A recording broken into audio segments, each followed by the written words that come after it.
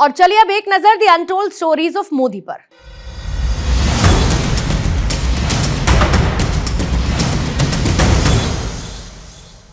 छत्तीसगढ़ चुनाव के दौरान मुझे हेलीकॉप्टर में बैठने में दिक्कत हो रही थी क्योंकि मेरी तरफ सीढ़ी नहीं थी, लेकिन मेरे बिना कहे मोदी जी समझ गए और प्रोटोकॉल को तोड़कर मुझे अपनी सीट पर बैठाया।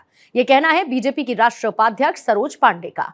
The untold stories of Modi में ऐसी ही एक अनसुनी कहानी सरोज पांडे की जुबानी। विधानसभा का चुनाव था।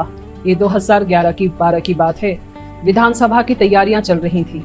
सभी तरफ सभा थी और सभा की दृष्टि से छत्तीसगढ़ में प्रवास के लिए मुझे उनके साथ में रहने का दायित्व दिया गया था, व्यवस्थाओं को देखने के लिए। एक महिला कार्यकर्ताओं को जो परेशानियां होती है, हेलीकॉप्टर में बैठते समय जब हम जा रहे थे तो जिधर प्रधानमंत्री जी को बैठना होता था, प्रधानमंत्री जी उधर बैठ जरूर रहे थे, लेकिन मैं जिस तरफ से चढ़ रही थी वहां स्टेयर नहीं थे। एक छोटी सी बात को उन्होंने देखा और उसके बाद उन्होंने कहा कि आप इस तरफ बैठे।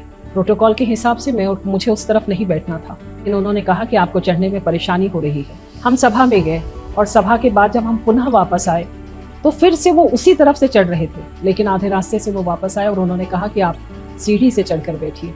एक महिला कार्यकर्ता, इतनी छोटी सी बात, उसे क्या परेशानी हो रही है जो हम कह नहीं पाते हैं, मोदी जी उस बात को समझ जाते हैं।